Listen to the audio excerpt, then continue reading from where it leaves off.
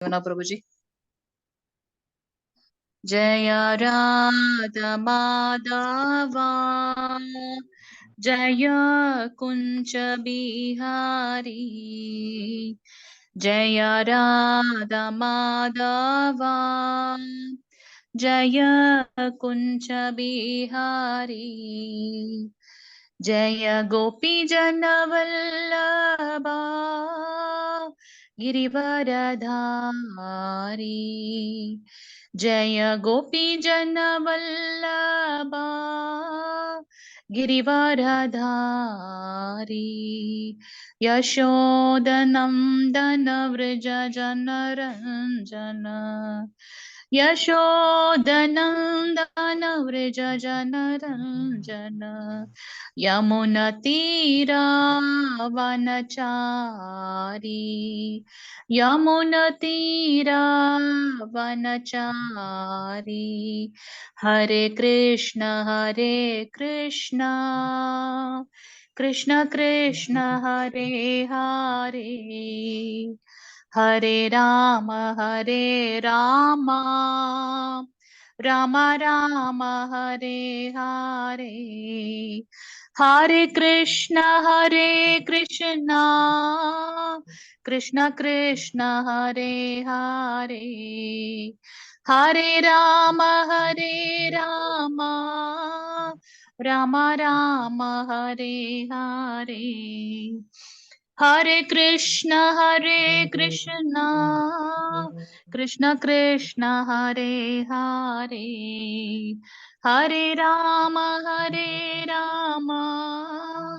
राम राम हरे हरे हरे कृष्ण कृष्ण कृष्ण हरे हरे हरे राम राम राम हरे हरे हरे कृष्णा 18 நாட்களில் பகவத்கீதை நிகழ்ச்சி லெவல் 1ல வந்திருக்கக்கூடிய அத்தனை பக்தர்களையும் ஸ்ரீ ஸ்ரீ ராதாகிருஷ்ணா கோவிந்தா இஸ்கான் மேங்களூர் சார்பாக வருக வருக என்று வரவேற்கின்றோம். இன்னைக்கு நம்ம பார்க்கக்கூடிய அத்தியாயம் பாத்தீங்கன்னா 8வது அத்தியாயம் அக்ஷர பிரம்ம யோகம் கிருஷ்ணரை அடைதல் எப்படின்றத நம்ம இன்னைக்கு பார்க்க போறோம். ஹரே கிருஷ்ணா படிக்கட்டும் இல்லைன்னா சொல்லுங்க, நான் படிக்கிறேன். ஹரே கிருஷ்ண மாதாஜி. பிரணதி படிக்கிறீங்களா பிரபுஜி? பிரணதி ஒரு நிமிஷம் 7th அத்தியாயம் 7ஓட நேற்றுக்கு நம்ம பார்த்த அத்தியாயத்தோட சுருக்கம் பார்த்துடலாம். கிருஷ்ணரை பற்றிய அறிவின் மகிமையை முதல் ஸ்லோகத்துல இருந்து 3வது ஸ்லோகம் வரைக்கும் பார்த்தோம். பகவான் கிருஷ்ணரோட ஆற்றல் அவருக்கு அவர் ஆன்மீக சக்தி மற்றும் ஜட சக்தி 2 சக்திகளை பற்றி 4வது ஸ்லோகத்துல இருந்து 12வது ஸ்லோகம் வரைக்கும் எக்ஸ்பிளைன் பண்ணாங்க. அவரிடம் எப்படி சரணடைதல் அப்படின்றத 13ல இருந்து 19வது ஸ்லோகத்துல பார்த்தோம். யாரெல்லாம் அவர்கிட்ட சரணடைவார்கள், யார் சரணடைய மாட்டார்கள் என்பதை அந்த ஸ்லோகங்கள்ல பார்த்தோம். இவ்வளவு தேவ தேவியர்களோட வழிபாடு எப்படி அப்படின்றத 20 முதல் 25 ஸ்லோகங்களை பார்த்தோம். இன்னைக்கு நம்ம பார்க்கக்கூடிய அத்தியாயம் பாத்தீங்கன்னா 8வது அத்தியாயம். 8வது அத்தியாயத்தோட சுருக்கம் நம்ம பார்த்துடலாம். நெக்ஸ்ட் ஸ்லைட் போங்க பிரபுஜி. ஹரே கிருஷ்ணா. இன்னைக்கு பகவான் கிருஷ்ணர் கிட்ட அர்ஜுனன் 8 கேள்விகள் கேட்க போகின்றார். இறந்த நேரத்தில் கிருஷ்ணரை நினைவில் கொள்வது எப்படி அப்படின்றத 5வது ஸ்லோகத்துல இருந்து 8வது ஸ்லோகம் வரைக்கும், யோக மிஸ்ரா பக்தியால் கிருஷ்ணாவை நினைவில் கொள்வது எப்படி அப்படின்றது 9வது ஸ்லோகத்துல இருந்து 13வது ஸ்லோகம் வரைக்கும் பார்க்க போறோம். தூய பக்தியால் கிருஷ்ணரை எப்படி நினைவுபடுத்திக் கொள்ள முடியும் இறக்கும் தருவாயில்ன்றத 14ல இருந்து 16வது ஸ்லோகம் வரைக்கும், ஜட உலகம் மற்றும் ஆன்மீக உலகத்தை பற்றி 17ல இருந்து 22 ஸ்லோகம் வரைக்கும் பார்க்க போறோம். கிருஷ்ணரை பெறுவதில் தூய பக்தியின் உச்சநிலை என்னவாக இருக்கும் அப்படின்றத 23ல இருந்து 28 ஸ்லோகம் வரைக்கும் பார்க்க போறோம். சோ இன்னைக்கு இருக்கிற 8வது அத்தியாயத்துல பாத்தீங்கன்னா 28 ஸ்லோகங்கள் இருக்கு. சோ நேத்திக்கு நம்ம 29 and 30வது 7வது அத்தியாயத்தோட 29வது and 30வது ஸ்லோகத்துல பகவான் எப்படி கடைசி கால அதன் தேவதேவியர்களோட வழிபாடோட அவர் முடித்தார். பிரணத்தில இருந்து ஸ்டார்ட் பண்ணுங்க பிரபுஜி. பிரணத்தி யார் வாசிக்கிறீங்க? முருகன் பிரபுஜி வாசிங்க பிரணத்தி. ஹரே கிருஷ்ணா. ஹரே கிருஷ்ணா மாதாஜி. ஹரே கிருஷ்ணா பிரபுஜி. ஓம் நமோ பகவதே வாசுதேவாய. ஓம் நமோ பகவதே வாசுதேவாய. ஓம் நமோ பகவதே வாசுதேவாய. ஓம் அஞ்ஞான திமிராந்தஸ்ய நானாஞ்சன சலாக்கயா சசிர் உன்மிலிதம் ஏன தஸ்மை ஸ்ரீ குருவே நமக. ஸ்ரீ சைதன்ய மகாபீஷ்டம் சாபிதம் ஏன பூத்தலே ஸ்வயம் ரூப கதாமயம் ததாதிஸ்வ பதாந்திகம். வந்தேயம் ஸ்ரீகுரு ஸ்ரீ உதபத கமலம் ஸ்ரீ குருன் வைஷ்ணவாம்ச ஸ்ரீரூபம் சாக்ரஜாதம் சககண ரகுநாதாந்திதம் தம் சஜீவம் சாத்வைதம் சாவதூதம் பரிஜன சகிதம் கிருஷ்ண சைத்தன்ய தேவம் ஸ்ரீ ராதா கிருஷ்ண பாதான் சகன லலிதா ஸ்ரீ விஷாகான் விதாம்ச. हे कृष्णा करुणा सिंधो दीनबंधो जगत्पदो गोपीश गोपिका गांध राधा गांध नमस्तुते. तप्त कांचन गौरांगी राधे वृंदे वनेश्वरी वृषभानु सुदे देवी प्रणमाय हरिप्रिये. वाञ्छा कल्पतरुभ्यश्च कृपा सिन्धुभ्य एव च पतितानां पावनेभ्यो वैष्णवेभ्यो नमो नमः. नमो ब्रह्मण्य देवाय को ब्राह्मण इदाय स जगत इदाय कृष्णाय गोविंदाय नमो नमः. नमो महावादान्याय कृष्ण प्रेम प्रदाय दे कृष्णाय कृष्ण चैतन्य नामने गौरत विषे नमः. गुरुवे गौर संद्राय राधिकाय तदालये कृष्णाय कृष्ण भक्ताय तद्भक्ताय नमो नमः. नमो ओम विष्णुपादाय कृष्ण प्रस्थाय पूतले श्रीमदे भक्ति वेदांत स्वामिन् इति नामिने. नमस्ते सरस्वती देवे गौरवाणी प्रचारिणे निर्विशेष शून्यवादी भाषात्य देशधारिणे. जय श्री कृष्ण चैतन्य प्रभु नित्यानंद श्री अद्वैत गदाधर श्रीवासादि गौर भक्त वृंद. हरे कृष्णा कृष्ण कृष्ण हरे हरे हरे राम राम राम हरे हरे. हरे कृष्णा हरे कृष्णा कृष्ण कृष्ण प्रभु जी। हरे हरे हरे राम राम राम हरे हरे. हरे कृष्णा कृष्ण कृष्ण हरे हरे हरे राम राम राम हरे हरे. हरे कृष्णा माता जी. हरे कृष्णा प्रभु जी. फर्स्ट श्लोकम தியான ஸ்லோகத்தோட யார் வாசிக்கிறீங்க? ஃபர்ஸ்ட் ஸ்லோகம் தியான ஸ்லோகத்தோட நான் வாசிக்கிறேன் மாதா ஜி. வாசிங்க பிரபுஜி. உங்ககிட்ட மட்டும்தான் இருக்கும்னு நினைக்கிறேன் அந்த இது. ஓம் நமோ பகவதே வாசுதேவாய. ஓம் நமோ பகவதே வாசுதேவாய. ஓம் நமோ பகவதே வாசுதேவாய. ஸ்ரீ கிருஷ்ண பரமாத்மனே நமக. அதா அஷ்டம் தியாய அஸ்ர பிரம்ம யோகம் ஹா. ஸ்லோகம் 1. கிம் தத் பிரம்ம கிம் அத்யாத்மம் கிம் கர்ம புருஷோத்தம அதிபூதம் ச கிம் புரோக்தம் அதிதைவம் கிம் உச்யதே. ஹரே கிருஷ்ண மாதாஜி. ஹரே கிருஷ்ண பிரபுஜி. தேங்க்யூ பிரபுஜி. ஹரே கிருஷ்ண பிரபுஜி. சோ நேத்துக்கு வந்து கடைசியா வந்து 29வது 30வது ஸ்லோகத்துல கிருஷ்ணர் வந்து சொல்லியிருக்கார், முதுமையிலிருந்தும் மரணத்திலிருந்தும் விடுபட முயலும் அறிவுடையோர்கள் பக்தி தொண்டின் மூலமாக என்னிடம் அடைக்கலம் புகுந்து திவ்யமான செயல்களை பற்றி அனைத்தையும் அறிவதால் அவர்கள் உண்மையில் பிரம்மனே. அவங்க எப்ப பக்தர்கள் வந்து பாத்தீங்கன்னா, அவர் ஏற்கனவே சொல்லியிருக்கார், தேவர்கள் முனிவர்கள் ரிஷிகளை காட்டிலும் யோகிகளை காட்டிலும் வந்து பக்தனால் மட்டுமே என்னுடைய லீலைகளை புரிந்து கொள்ள முடியும் அப்படின்றது. அவர்கள் வந்து பிரம்மத்திற்கு ஈக்குவலானவங்க அப்படின்றத சொன்னார் 29வது ஸ்லோகத்தில். 30வது ஸ்லோகத்துல வந்து பாத்தீங்கன்னா, பௌதிக தோற்றம் தேவர்கள் மற்றும் எல்லாவித யாகங்களை ஆள்பவனாகவும் நானே அனைத்திற்கும் மூலம் அப்படின்றத எவர் உணர்ந்து கொள்கின்றார்களோ அவர்கள் மரண நேரத்திலும் கூட பரமபுருஷ பகவானான என்னை அறிய முடியும் அப்படின்றத நேத்து சொன்னார் இல்லையா? நேத்து அப்படி சொன்னதை எப்படி அடைய முடியும் அப்படின்றத வந்து நம்ம இன்னைக்கு பார்க்க போறோம். சோ இன்னைக்கு 8வது அத்தியாயத்துல வந்து பாத்தீங்கன்னா, பரத்தை அடைதல், கிருஷ்ண பகவானை பற்றி எப்படி அடையிறது அப்படின்றத வந்து நம்ம இன்னைக்கு பார்க்க போறோம். ஃபர்ஸ்ட் ஸ்லோகம் வாசிச்சிட்டீங்களா பிரபுஜி? ஃபர்ஸ்ட் அண்ட் செகண்ட் ஸ்லோகம் வாசிச்சிருக்கீங்க இல்லையா? ஹரே கிருஷ்ண பிரபுஜி. ஃபர்ஸ்ட் மட்டும் தான் வாசிச்சாங்க. ஃபர்ஸ்ட் வாசிங்க பிரபுஜி. முதல் அண்ட் 2வது ஸ்லோகம் முதல்ல வாசிட்டாரு, செகண்ட் வாசிக்கிறாங்க. வாசிங்க. अधियज्ञ कदम को अत्र देहो अस्मिन् मधुसूदना प्रयाण काले सहदम ज्ञानयो असि नियदात्मवि. हरे कृष्ण माता. ஹரே கிருஷ்ணா பிரபுஜி. சோ இன்னைக்கோட 8வது அத்தியாயத்தில் அர்ஜுனன் வந்து 8 கேள்விகளை வந்து கேட்கின்றார். அர்ஜுனன் வினவினான், எம்பெருமானே, உத்தம புருஷரே, பிரம்மன் என்பது என்ன? முதல் கேள்வி. அத்தியாத்மம் என்பது என்ன? பலநோக்கு செயல்கள் யாவை? மூன்றாவது கேள்வி. இந்த ஜடத்தோற்றம் என்ன? தேவர்கள் யாவர்? இவற்றை தயவு செய்து எனக்கு விளக்குவீராக. 5 கேள்வியை கேட்டுட்டு அடுத்த ஸ்லோகத்துல மற்ற 3 கேள்விகளை கேட்கின்றார். மதுசூதனரே, யாகங்களின் இறைவன் யார்? யாகம் நம்ம எதற்காக பண்றோம்? அதுல இருக்கக்கூடிய இறைவன் யார்? உடலில் அவர் எவ்வாறு வசிக்கின்றார்? பக்தி தொண்டில் ஈடுபடுவோர் உம்மை மரண காலத்தில் எவ்வாறு அறிய முடியும்? ஏன்னா 7வது சாப்டர்ல சொல்லியிருக்கீங்க, மரண காலத்திலையும் என்னை நினைக்கும் பொழுது நான் அவர்கள் என்னை அடைவார்கள் அப்படின்னு. ஆனா அதை நான் எப்படி நினைக்க முடியும் அப்படின்றத இங்க சூசகமாக அர்ஜுனர் 8 கேள்விகள் மூலமாக கிருஷ்ணர் கிட்ட கேட்கிறார். அதற்கு கிருஷ்ணர் என்ன பதில் சொல்றாரு அப்படின்றத நம்ம பார்க்க போறோம்.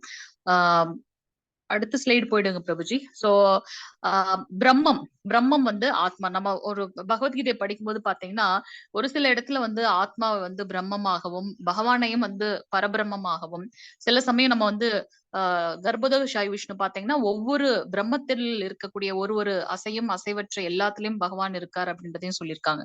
இங்க பாத்தீங்கன்னா பிரம்மம் என்பது ஆத்மா. ஆத்மா என்ன? ஆத்மா பகவானுடைய ஒரு துகள் இல்லையா, ஜீவன். இதை எப்படி பகவான் ஆத்மா பிரம்மம் என்றால் பகவான் பரமாத்மா, நம்ம பரமாத்மாவோட ஒரு அங்கம். சோ அவர் எப்படி நித்தியமானவரோ அதே போல நமக்கும் அதே குவாலிட்டிஸ் இருக்கு. இந்த ஜீவன் இல்ல ஆத்மா அழியாதது, நிலையானது, நித்தியமானது, ஆனந்தமயமானது. அதை நம்ம உணரணும்.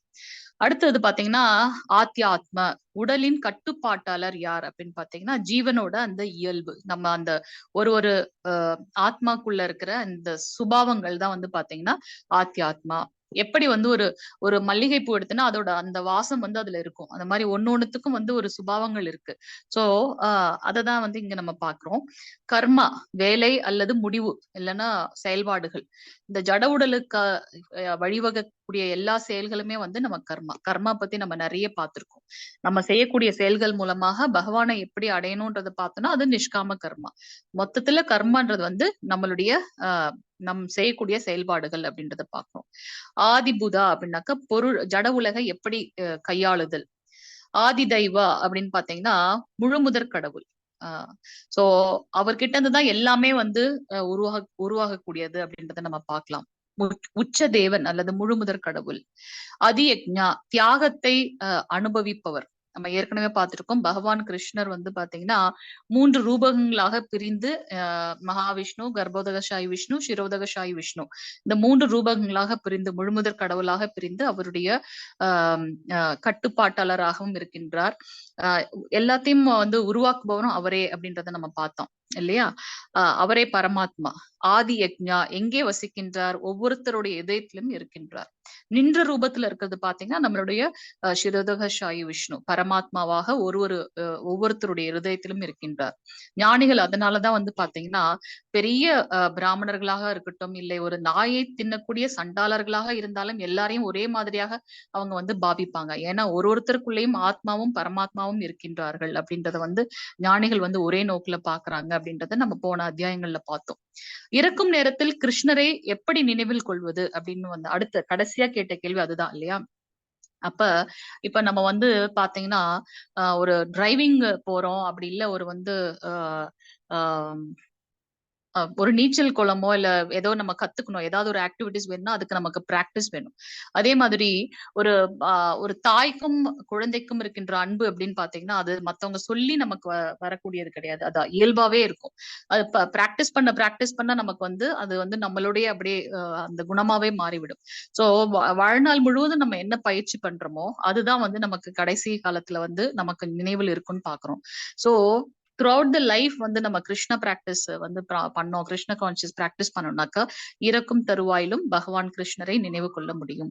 நம்ம ஏன் இப்ப சாண்டிங் இதெல்லாம் நம்ம பண்றோம் அப்படின்னாக்கா, நம்ம அதை பண்ண பாத்தீங்கன்னா எந்த ஒரு இந்த மாதிரி புக்ஸ் படிக்கும் போதும் சரி, பகவத்கீதை பாகவதம் கேட்கும் போதும் சரி, சோ நமக்கு தெளிவு கிடைக்கும். அப்ப பாத்தீங்கன்னா சாண்டிங் கண்டினியூஸா நம்ம பண்ணிட்டே இருப்போம். அப்ப நம்ம இத்தனை பிறவிகள்ல நமக்கு இருந்த அந்த காம, குரோத, பயம், அந்த பொறாமை, காழ்ப்புணர்ச்சி அதெல்லாம் சுத்தமாகி பகவான் கிருஷ்ணரை நம்மளால நினைக்க முடியும். சோ அந்த பிராக்டிஸ் என்ன பண்ணும் அப்படின்னாக்கா வாழ்நாளோட கடைசி நேரத்தில் நமக்கு உதவியாக இருக்கும். அப்ப பகவான் கிருஷ்ணரை அடைய முடியும் அப்படின்றத நம்ம பார்க்கலாம்.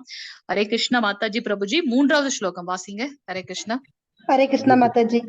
हरे कृष्ण माताजी। श्री भगवान उवाच अक्षरं ब्रह्म परमं स्वभावोऽत्यात्ममुच्यते भूतभावोत्पवकरः विसर्ग कर्म संजितः। हरे कृष्ण माताजी। ஹரே கிருஷ்ண மாதாஜி. புருஷோத்தமரான முழுமுதற் கடவுள் கூறினார், பிரம்மன் எனப்படுவது அழிவற்றதும் உன்னதமானதும் ஆகும். அதன் சுவபாவமான நித்திய இயற்கையான ஜீவாத்மா அத்தியாத்மா என்று அழைக்கப்படுகின்றான். ஜீவாத்மாவின் ஜட உடலை வளர்க்கும் செயல்கள் கர்மா, பலநோக்கு செயல்கள் என்று அழைக்கப்படுகின்றன.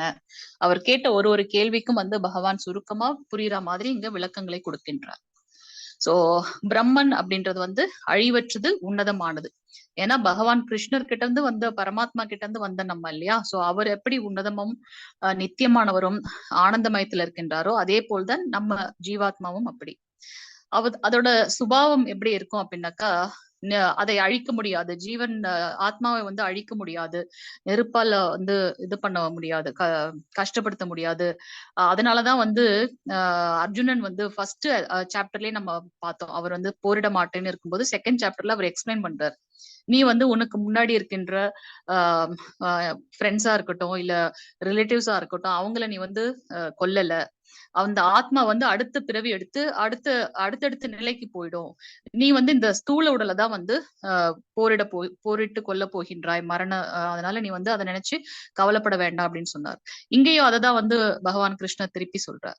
அதன் சுவபாவமான நித்திய இயற்கையான ஜீவாத்மா அத்தியாத்மா என்று அழைக்கப்படுகின்றது. ஆத்மாதான் நம்ம ஆத்மாதான் பிரம்மன். அதற்குண்டான சுவாபாவம் இல்லைன்னா அந்த கேரக்டரிஸ்டிக்ஸ் குணாதிசயங்கள் தான் பாத்தீங்கன்னா அத்தியாத்மா. ஜீவாத்மாவின் உடலை வளர்ப்பதற்காக இந்த ஆத்மாவை செழுமைப்படுத்துறதுக்காக நம்ம என்ன செயல்களை செய்கின்றோமோ அது கர்மா என்று அழைக்கப்படுகின்றன அப்படின்றத சொல்றார். அடுத்து இன்னும் எக்ஸ்பிளைன் பண்ண போறாரு. ஏன்னா 8 கேள்வி கேட்டிருக்காரு இல்லையா மாதாஜி. பிரபுஜி 4வது ஸ்லோகம். ஹரே கிருஷ்ணா மாதாஜி, வாழ்க வளமுடன். அதிபூர்ணம் சரோபாவ புருஷஸ் சாதி தைவதம் அதியக்ஞோ முகம் ஏவாத்ர தேகோ தேக பிரதம் ஹரே கிருஷ்ணா மாதாஜி. ஹரே கிருஷ்ணா பிரபுஜி. உடல் பெற்ற ஆத்மாக்களில் சிறந்தவனே, எப்போதும் மாறிக்கொண்டுள்ள பௌதீக இயற்கை அதிபூத எனப்படும். ஏன்னா நம்மளுடைய இந்த இயற்கை பாத்தீங்கன்னா it is dynamic, ever changing. முன்ன இருந்த மாதிரியான சூழ்நிலை இப்ப இல்ல, இப்ப இருக்கிறது நாளைக்கு ஃபியூச்சர்ல இருக்க போறது. நம்ம எல்லாமே பாத்தீங்கன்னா எல்லாம் டெக்கி ஃப்ரெண்ட்லி ஆயிட்டோம், இப்ப டிஜிட்டலைஸ்டா இருக்கு எல்லாமே. சோ பகவான் என்ன சொல்றாருன்னா, இந்த ஜட இயற்கை மாறிக்கொண்டே இருக்கக்கூடியது. இதுதான் நம்ம அதிபூத அப்படின்னு சொல்றோம். சூரியன் சந்திரன் போன்ற அனைத்து தேவர்களும் அடங்கிய பகவானின் விஸ்வரூபம் அதிதைவ அப்படின்னு சொல்லப்படுகின்றது. ஏன்னா அவர்கிட்ட இருந்துதான் பாத்தீங்கன்னா பிரம்மா இந்த பிரபஞ்சத்தை படைக்கின்றார். ஆனா விஸ்வரூபம் எடுத்துள்ள பகவான் கிட்ட இருந்து மந்திரங்களை சொல்லி ஒவ்வொருத்தரா அவர் படைக்கின்றார் அப்படின்றத பார்க்கலாம். சோ சூரியன் சந்திரன் போன்ற அனைத்து தேவர்களுமே எங்க அடங்கியிருக்காங்க அப்படின்னாக்கா பகவானின் விஸ்வரூபத்தில் அடங்கி இருக்கிறார்கள். அவர்களை அதிதைவ எனப்படும். மேலும் உடல் பெற்ற அனைத்து ஜீவன்களின் இதயத்திலும் பரமாத்மாவாக வீற்றிருக்கும் பரமபுருஷனாகிய நான் அதியக்ஞ, யாகத்தின் இறைவன் என்று அழைக்கப்படுகின்றேன் அப்படின்னு சொல்றார். சோ நம்ம ஒரு யாகம் பண்றோம்னா அதோடைய பலன் கடைசியா யாருக்கு நம்ம சமர்ப்பணம் பண்றோம்னா விஷ்ணு பகவானுக்கு. சோ விஷ்ணு பகவான் கிருஷ்ணருடைய ஒரு ரூபம் அப்படின்னு நம்ம பாக்குறோம். சோ ஒவ்வொருத்தருடைய ஜீவன்களின் இதயத்திலும் பரமாத்மாவாக இருக்கவர் பாத்தீங்கன்னா பரமபுருஷன் ஆகிய நானே, அதுதான் அதியக்ஞ. நம்ம பார்த்தோம் சிரோதக சாய் விஷ்ணு நின்ற குளத்துல இருக்க, கர்ப்போதக சாய் விஷ்ணு அந்த அனந்த சேஷன் மேல படுத்த ரூபத்துல இருக்கான்னு நம்ம பாக்குறோம் இல்லையா? சோ இங்க கிளியரா அர்ஜுனன் கேட்ட 8 கேள்விகளுக்கும் பகவான் கிருஷ்ணர் பதில் சொல்லிட்டு இருக்கார். அந்த கடைசி இது தனது எப்படி நான் உங்களை மரணிக்கும் தருவாய் நினைக்க முடியும்ன்றத 5வது ஸ்லோகத்துல சொல்ல போறாரு. ஹரே கிருஷ்ண மாதாஜி. பிரபுஜி 5வது ஸ்லோகம். ஹரே கிருஷ்ண மாதாஜி. அந்த காலே சமாம் ஏவ ஸ்மரன் முக்தவ கலேவரம் யக பிரத்யாதி சமத்பாவம் யாதி நாஸ்தி அத்ர சம்சயக. ஹரே கிருஷ்ண மாதாஜி. மேலும் தனது வாழ்வின் இறுதி காலத்தில் யாராவது என்னை மட்டும் எண்ணிக்கொண்டு உடலை விட்டால் உடனடியாக அவன் என்னுடைய இயற்கையை அடைகின்றான், இதில் சிறிதும் சந்தேகம் இல்லை அப்படின்றத வந்து சொல்றாரு. இன்னைக்கு நம்ம அதை பத்தின கதைகள் வந்து பார்க்க போகின்றோம். சோ கிருஷ்ணர் வந்து என்ன சொல்றாருன்னா, கடைசி நேரத்துல வந்து யார் வந்து என்னை நினைக்கின்றார்களோ அவர்களை வந்து என்னுடைய இயற்கையை தான் அடைகின்றார்கள், அதுல வந்து கொஞ்சம் கூட சந்தேகம் வேண்டாம் அப்படின்றத வந்து கிருஷ்ணர் இங்க சொல்றார். இங்க பாத்தீங்கன்னா பீஷ்மரோட இந்த வில் அம்பு படுக்கையில வந்து இருக்கார். சோ அவர் வந்து எல்லாரும் வந்து பீஷ்மர் கிட்ட வந்து நிறைய டவுட்ஸ் கேட்பாங்க பஞ்சபாண்டவர்கள். அப்ப அவர் வந்து நிறைய விளக்கங்களை சொல்லுவார். அப்ப கிருஷ்ணர் ரொம்ப சொல்லுவாரு, இருப்பா நான் உன்கிட்ட அப்புறமா வரேன்னு சொல்லிட்டு. ஏன்னா அவர் கிருஷ்ணரை தான் வந்து பாத்தீங்கன்னா விஷ்ணு புராணம் வந்து அவர் பாடியிருக்காரு இல்லையா பிரம்மா பீஷ்மர். அப்ப வந்து பகவான் சொன்ன அந்த வார்த்தைக்கு கட்டுப்பட்டு கிருஷ்ணர் வந்து வெயிட் பண்றாராம். அது போல அவரு அந்த அம்பு படுக்கையில இருக்கும்போது அவர் எவ்வளவு கஷ்டப்படுறாரோ அதை வந்து பகவான் கிருஷ்ணரும் ஃபீல் பண்றாராம். சோ அவர் சொன்ன அந்த ஒரு காரணத்துக்காக அவர் வந்து அமைதியா நின்னு இருக்காரு. அவர் சொல்றது அடுத்தது அவர் சொல்ற வரைக்கும் வெயிட் பண்றாரு.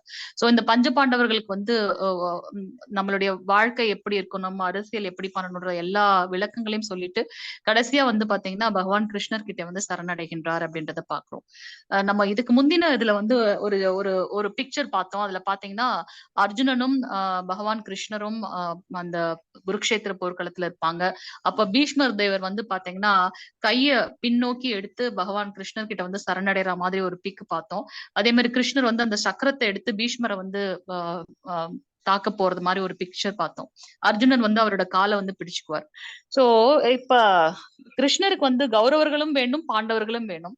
அப்ப கௌரவர்கள் வந்து சார்பாக துரியோதனன் வந்து கிருஷ்ணரை பார்க்க வரார். ஃபர்ஸ்ட் துரியோதனன் தான் வந்திருப்பார். வந்த உடனே பாத்தீங்கன்னா கிருஷ்ணர் தூங்கிட்டு இருப்பார். இவர் என்ன பண்ணுவாரு, நேரா போய் அவரோட தலைக்கு பக்கத்துல வந்து உட்காந்துடுவார். தலைக்கு பக்கத்துல வந்து உட்காந்துருவார். அர்ஜுனன் வந்து அடுத்து வருவார். வந்த உடனே என்ன பண்ணுவார், அவரோட பாதத்து பக்கத்துல உட்கார்ந்து இருப்பார் அர்ஜுனன் கீழே. அப்ப வந்து பாத்தீங்கன்னா கிருஷ்ணர் வந்து இப்படி கண் திறந்து பார்ப்பார். பார்க்கும்போது பாத்தீங்கன்னா அவரோட பாதத்துல கண்ணை திறக்கும்போது கால் கிட்ட யாரு இருக்காங்களோ அவங்கதான் முதல்ல தெரிவாங்க இல்லையா. அதை பார்த்த உடனே அர்ஜுனன் இருப்பார். ஓ அர்ஜுனா வா வாப்பா அப்படின்னு சொல்லி அவர்கிட்ட பேசுறார். என்ன அப்படின்னு சொல்லி கேட்கும்போது பாத்தீங்கன்னா உடனே துரியோதனன் நானும் இங்கதான் இருக்கேன்ற மாதிரி அவர் சொல்லுவார். உடனே உங்க 2 பேருமே நான் பார்க்கணும்னு நினைச்சேன். சரி இப்ப வந்து நீங்க 2 பேருமே எனக்கு வேணும். நம்மளுடைய அந்த மகாபாரத போர் வந்து 2 இதா பிரிந்து இருக்கு. ஒரு பக்கம் வந்து நிராயுத பாணியாக ஆயுதம் ஏந்த மாட்டேன், நான் மட்டும்தான் இருப்பேன். இன்னொரு சைடு பாத்தீங்கன்னா என்னுடைய அத்தனை படைகளும் இருக்கும், படை வீரர்கள் போர் வீரர்கள் எல்லாமே இருக்கும். இந்த 2த்துல அர்ஜுனா உனக்கு என்ன வேண்டும் என்று கேள் அப்படின்னு சொல்லுவாரு. உடனே துரியோதனன் சொல்லுவான், அர்ஜுனன் அப்புறம் தான் வந்தான், நான் தான் ஃபர்ஸ்ட் வந்தேன், நீங்க எனக்கு தான் அந்த சாய்ஸ் கொடுக்கணும்னு சொல்லுவார். ஏன்னா துரியோதனனுக்கு வந்து பயம், எங்க வந்து எல்லா படை வீரர்கள் எல்லா இதையும் வந்து அர்ஜுனன் வந்து வேணும்னு கேட்ட உடனே இவர் வந்து கிருஷ்ணர் கொடுத்துருவாரோ அப்படின்னுட்டு. உடனே அர்ஜுனன் சொல்லுவாரு, அண்ணன் தான் முதல்ல வந்தாரு, நீங்க அண்ணனுக்கே வந்து நீங்க சாய்ஸ் கொடுங்க அப்படின்னு. அப்போ அதுவும் இல்லாம அவருடைய அந்த பக்தனுடைய பெருந்தன்மை பாருங்க. அவருக்கு துரியோதனனுக்கு ஒரு கர்வம், அதனால தலைக்கு நான் தானே ஃபர்ஸ்ட் வந்து உட்கார்ந்தேன்ட்டு. ஆனா கிருஷ்ணன் சொல்லுவார், நான் முதல்ல பார்த்தது வந்து அர்ஜுனன் தான். நம்ம அதனாலதான் கோவில்ல போகும்போது பாத்தீங்கன்னா அந்த பாதத்துல இருந்து நம்மளுடைய பகவானுடைய திருவுருவத்தை வந்து பார்க்கணும் அப்படின்றதெல்லாம் நம்ம பாக்குறோம். சோ பாத்தீங்கன்னா அர்ஜுனர் வந்து கேட்பாரு, நீங்க வந்து எனக்கு அண்ணனுக்கு வந்து ஃபர்ஸ்ட் சாய்ஸ் கொடுத்தங்க. உடனே துரியோதனன் சொல்லுவார், எனக்கு வந்து எல்லா படை வீரர்கள் போலும் அந்த படைகளும் எல்லாமே எனக்கு கொடுத்துருங்க அப்படின்னு. அப்ப அர்ஜுனர் கிருஷ்ணர் கேட்பாரு, உனக்கு நீங்க வந்தா மட்டும் போதும், நீங்க இருந்தா மட்டும் எனக்கு போதும், எனக்கு வேற எதுவும் வந்து வேண்டாம், நான் நிராயுத பாணிப்பா, சண்டை போட மாட்டேன் அப்படின்னு, நீங்க எங்க கூட இருந்தா போதும், எங்களுக்கு வந்து வேற எதுவும் வேண்டாம் அப்படின்ட்டு அர்ஜுனன் வந்து கிருஷ்ணர் கிட்ட வந்து சொல்வார். சோ த்ரூஅவுட் த போர், மகாபாரத போர், நான் ஆயுதம் ஏந்த மாட்டேன் கிருஷ்ணர் வாக்கு கொடுத்திருக்கார். பீஷ்மர் வந்து பாத்தீங்கன்னா அர்ஜுனனை வந்து அந்த போர்க்களத்துல வந்து மூர்ச்சையாக்கி விட்டுருவார், மயங்கிடுவார், அந்த அளவுக்கு வந்து தாக்கிடுவார். அதை பார்த்த உடனே கிருஷ்ணரால தாங்க முடியாது. சோ பகவான் வந்து அவரை பத்தி யாராவது ஏதாவது கஷ்டம் கொடுத்தாலோ, அவரை பத்தி ஏதாவது தவறா புரிந்தால் கூட அவர் வந்து பொறுத்துக் கொள்வார். ஆனா அவருடைய பக்தர்களுக்கு வந்து ஏதாவது ஒரு கஷ்டம்னா வந்து அவர் தாங்கிக் கொள்ளவே மாட்டார். அர்ஜுனன் மூர்ச்சையாக விழுந்த உடனே கிருஷ்ணருக்கு பயங்கர கோவம் வந்துருச்சு. உடனே என்ன பண்றாரு, அந்த தேர்ல இருக்கிற அந்த சக்கரத்தை எடுத்து பீஷ்மரை வந்து கொல்றதுக்காக வேகமா போறார். போன உடனே அர்ஜுனன் என்ன பண்றாரு, அவரோட காலை பிடிச்சுக்கிறாரு. அர்ஜுனன் வந்து வேகமா போய் கிருஷ்ணரோட காலை பிடிச்சுக்கிறாரு. பிடிச்சிட்டு, கிருஷ்ணா நீங்க வந்து இந்த போர்க்களத்துல வந்து ஆயுதம் ஏந்த மாட்டேன்னு வாக்கு கொடுத்திருக்கீங்க, அந்த வாக்கை நீங்க மீறக்கூடாது அப்படின்னு சொல்லிட்டு என்ன பண்றாரு, வேகமா அவரோட காலை வந்து பிடிச்சுக்கிறார். சோ அப்போ வந்து பீஷ்மர் வந்து இந்த ரூபத்தை பாக்குறதுக்கு தான் வந்து நான் வந்து இவ்வளவு நேரம் வெயிட் பண்ணேன் அப்படின்ட்டு அவர் வந்து சரணாகதி பண்ற மாதிரி அந்த அந்த போஸ்டர் நம்ம ஏற்கனவே ஏற்கனவே இந்த கிளாஸ்ல நம்ம பார்த்தோம். சோ பீஷ்மர் வந்து அப்ப நினைப்பாரு, இந்த ரூபம் எனக்கு வந்து போதும் அப்படின்னு சொல்லிட்டு. ஒவ்வொருத்தரும் ஒரு ஒரு ரூபத்தை வந்து பகவானுடைய அந்த லீலை குணாதிசயங்கள் வந்து பார்க்கணும்னு நினைப்பாங்க. பீஷ்மருக்கு வந்து பாத்தீங்கன்னா கிருஷ்ணர் சண்டை போடுற மாதிரி பார்க்கணும்னு ஆசை. ஏன்னா ஒரு பெரிய போர் வீரர் இல்லையா, சோ அந்த ரூபத்துல பார்க்கணும்னு ஆசை. ஆனா அவர் வேற வாக்கு எடுத்திருக்காரு, நான் வந்து ஆயுதம் ஏந்த மாட்டேன்னு சொல்லிட்டு. ஆனா இந்த சூழ்நிலையால என்ன பண்ணுவார், என்னோட பக்தனுக்கு இப்படி கஷ்டமாயிடுச்சுன்னு சொல்லிட்டு அந்த தேர் சக்கரத்தை வந்து பாத்தீங்கன்னா அவருடைய சக்கரம் மாதிரி எடுத்துட்டு அவர் வந்து கொல்றதுக்கு போவார். அப்பதான் வந்து பீஷ்மர் இந்த ரூபம் எனக்கு போதும்னு அவர்கிட்ட சரணடைறாருன்னு பாக்குறோம். சோ இந்த இதுல நமக்கு வந்து என்ன சொல்றாரு அப்படின்னாக்கா, இந்த தனது வாழ்நாள் இறுதி காலத்தில் நம்ம பகவானை வந்து நினைச்சோம்னா அவர்கிட்டயே வந்து சென்றடைவோம் அப்படின்றது. பீஷ்மருக்கு வந்து ஒரு பெரிய பூன் இருந்துச்சு.